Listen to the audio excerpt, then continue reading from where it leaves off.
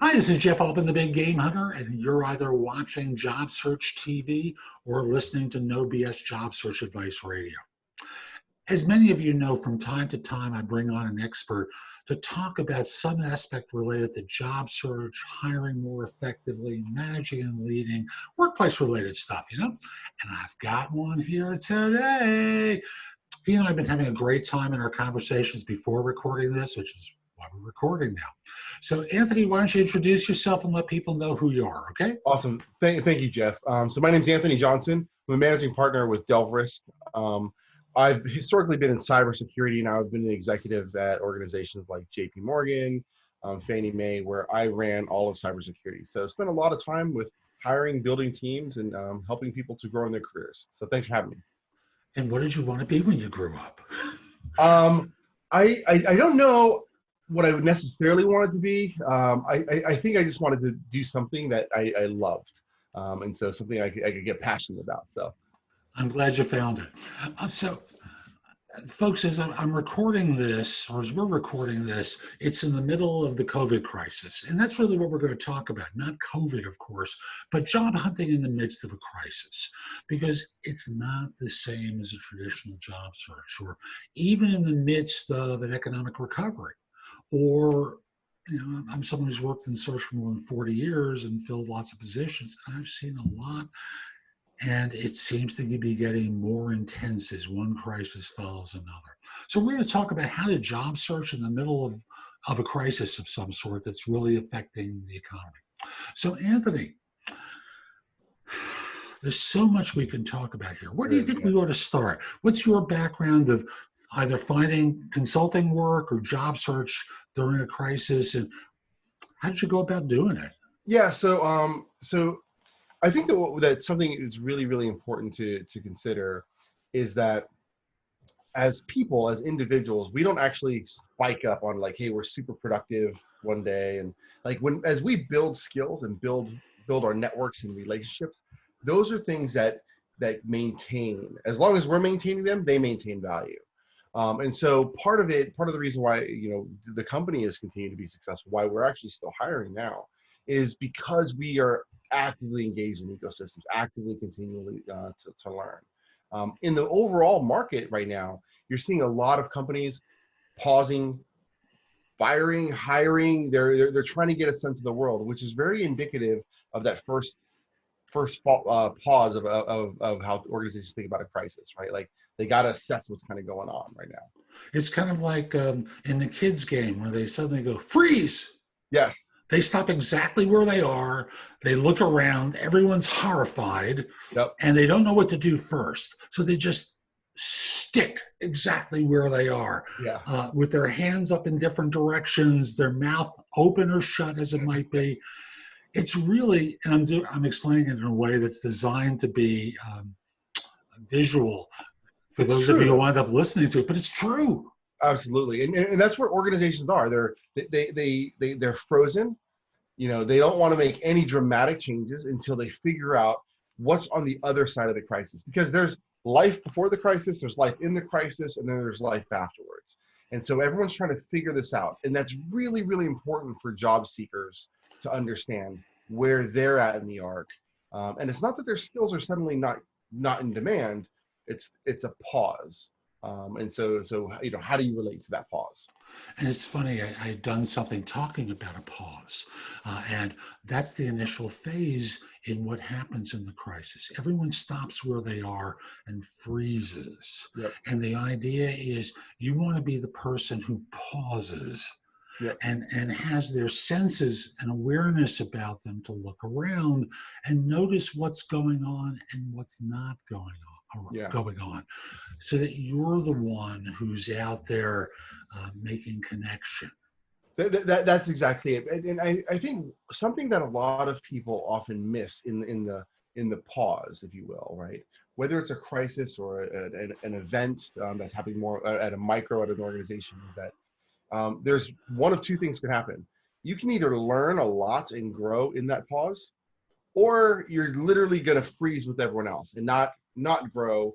But what that means is you have other people who are progressing. They are they're going to make a lot of other different types of decisions. It could be a skill set that they're suddenly, doubling down on, or expanding their network, or reaching back out to people, right? One of the things that's been going on right now, I've been talking and connecting with people that I haven't spoken to in just a number of years. And it's just because we're deliberately reaching out, deliberately saying, hey, how are you doing? It's been a while. I have no ask. I just want to check in and see how you're doing. And why does that work? Why is it that just making the call or doing the email or text, why does that work in opening the conversation again? Yeah, so I think that it works, and I think that it's impactful because as long as it's authentic, right? Authenticity, being real, connecting out with somebody and say, hey, I'm not asking you for anything. I'm just checking in. Are you doing well? Because when we receive that, it feels kind of good of like, man, I remember it. Oh, that's really nice. Just, you didn't even ask me for anything. Oh, it's just it creates that social loop a little bit. And that carries through in so many different ways, not just on the immediacy, but long-term. And it helps, I think, define who you are a bit. One of the things I've said to people I coach now is the best time of the year for networking is the Christmas run-up. Between Thanksgiving and Yeah. Christmas, it is so easy to reconnect because everyone's the holiday spirit. You say, hey, it feels like it's been 100 years since we last spoke. How's it going? Yeah. Unfortunately, when we have a time like this, it's the same thing in that people appreciate being contacted, especially when there's no ask involved. It's not like saying, hey, you hear about any jobs?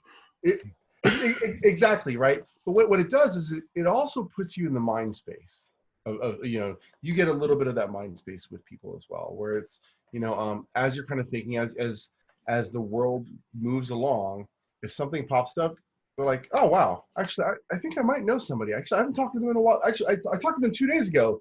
Oddly enough, I should connect you guys. It's amazing how, I don't want to say coincidental life is, but it really is this string of events, and so maintaining the power of a network, maintaining those relationships, checking in on people, being authentic, those really matter. And then being methodical on skill sets, like how do I grow, what are the new things I'm going to do, or book I'm going to read, or whatever that is. I'm going to pause on network because I know people don't network and treat it like it's a career move. Yeah. So you want them to really network? Really?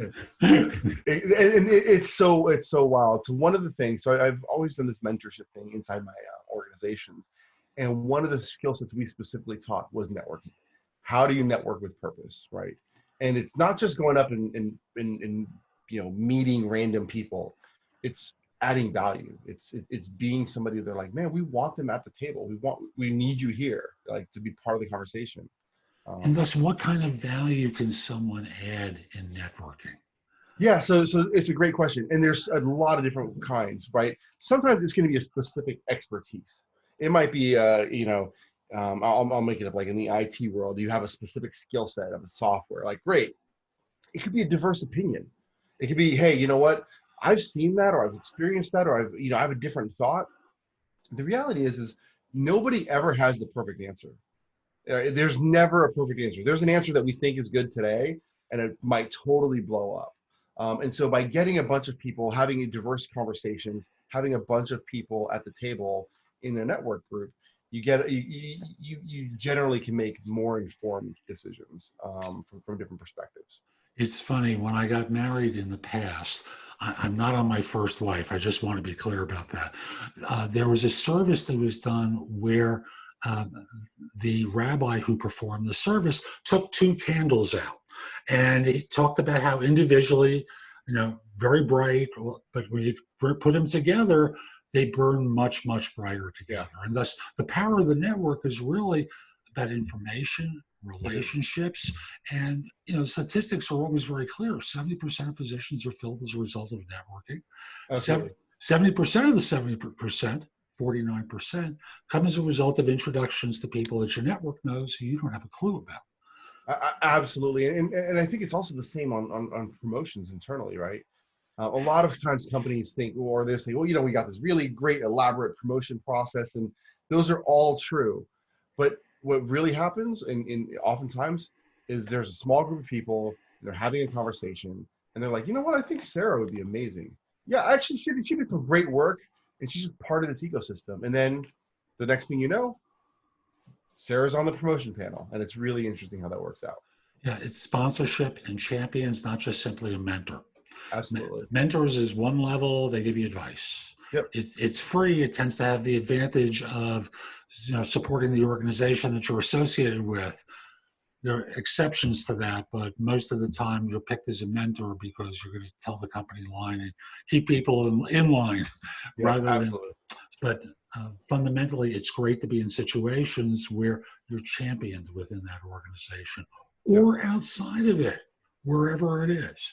Yeah, exactly. And that's where I think that sponsorship coaching, those are really, really, really powerful and meaningful, because what you have, and the reason why, you have the hat on coach, I love the aspect of it, right? Because a coach is going to tell you things that you might not want to hear, right? And it's really just a matter of, are you going to be able to process that, and actually grow from it? And it's the same exact thing in looking at getting a new role or interviewing in a time of a crisis, right? Having somebody who can say, listen, why don't you go ahead and let's do a mock interview, and then having someone tell you, wow, okay, that's not going to show up so well. We talked a little bit about backgrounds and like presentation, like a lot of different things come into play. So getting someone who's going to give you meaningful feedback, really, really important. So we're talking about how to initially operate in the crisis, but there's bigger opportunities out there, like brand. Build your brand so that people find out about you. And how do people do the brand building? How should you go about it during a crisis to allow people to discover you? Because my thing is always, I want people cutting the line rather than diving into the pond with all the other fish, trying to all get on the hook. Yeah, no, that's a really, really great point, right? Brand is so important because, when you enter a crisis or there's an event, if you have a strong brand, that's going to help carry you through, right? And it's this distinction of, if somebody doesn't have or hasn't maintained a strong brand or hasn't started to build their personal brand and they're entering, they just got a lot of more work to do.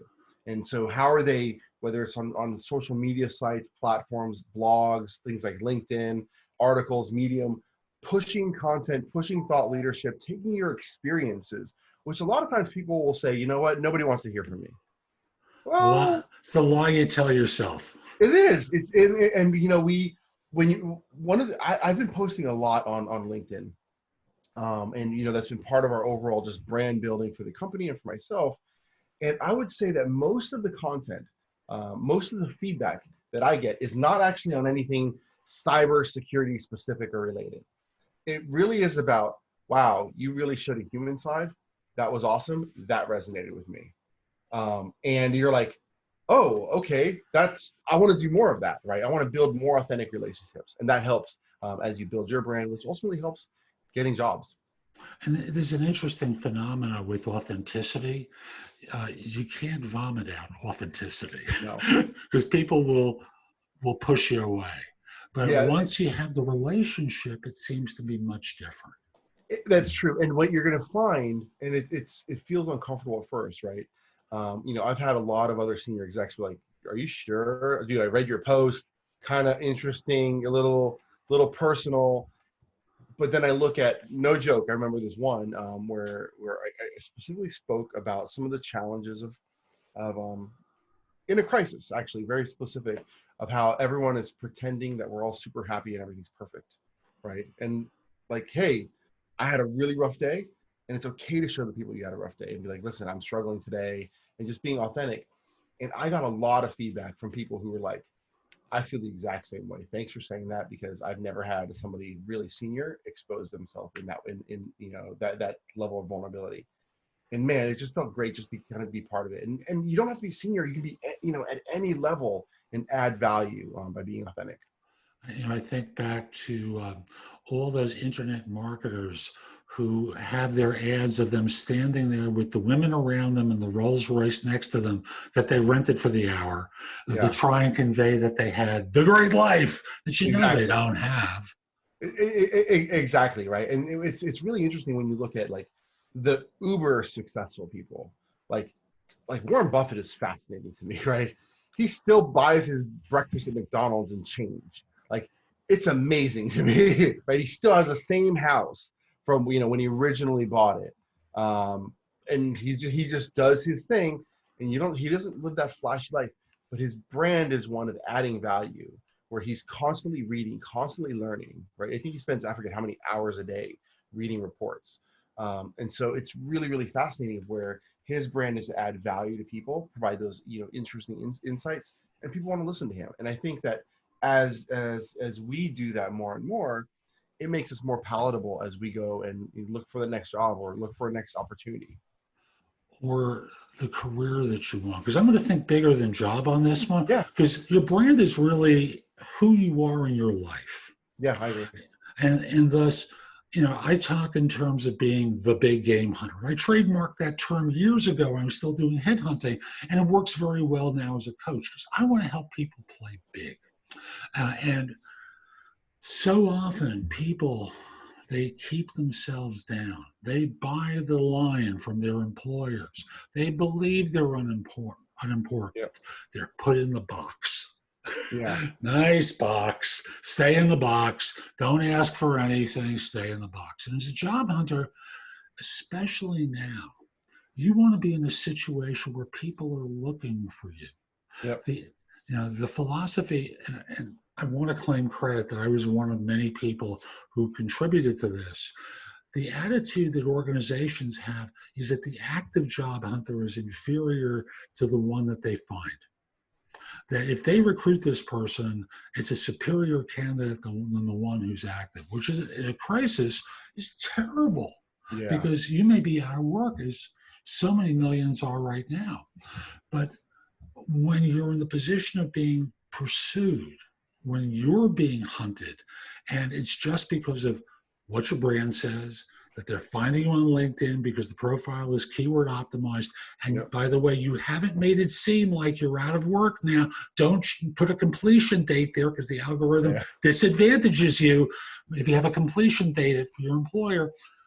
If you're the person that they hunt out, they think you're better, even though they could have found your resume on a job board. It's fascinating, and it's almost like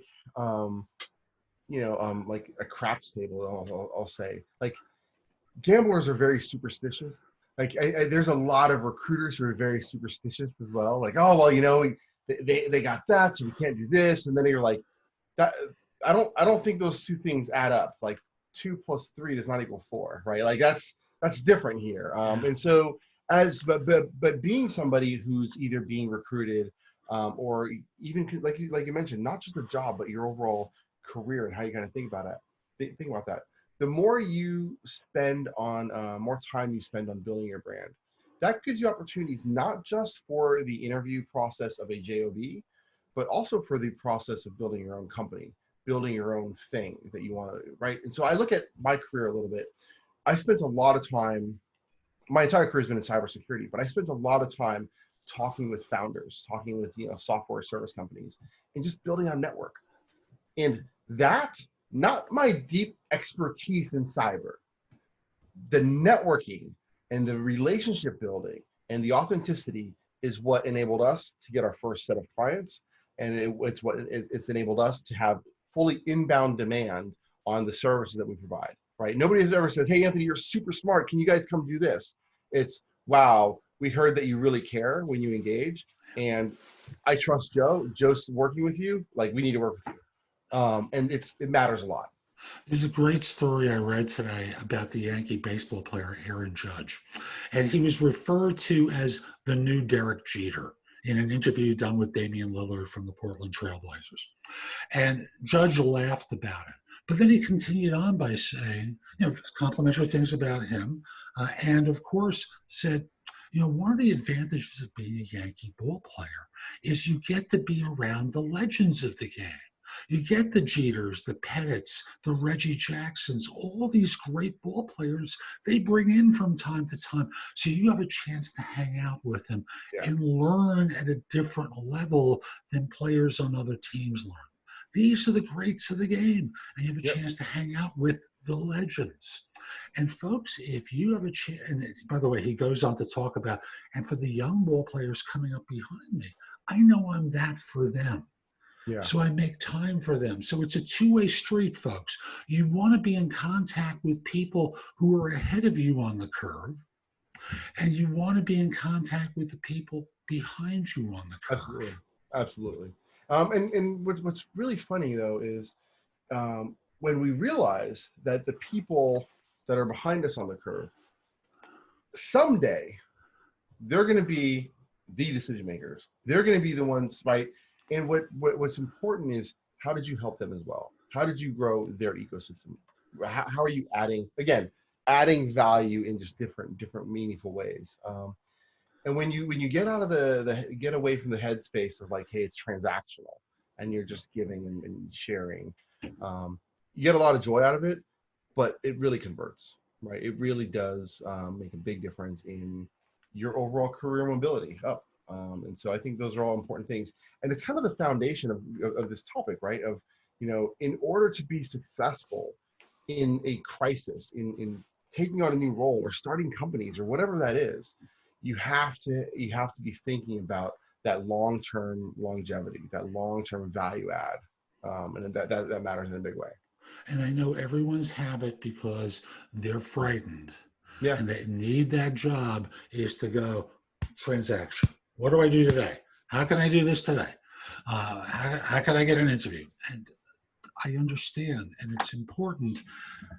And you have to put seeds in the ground that you haven't put in before.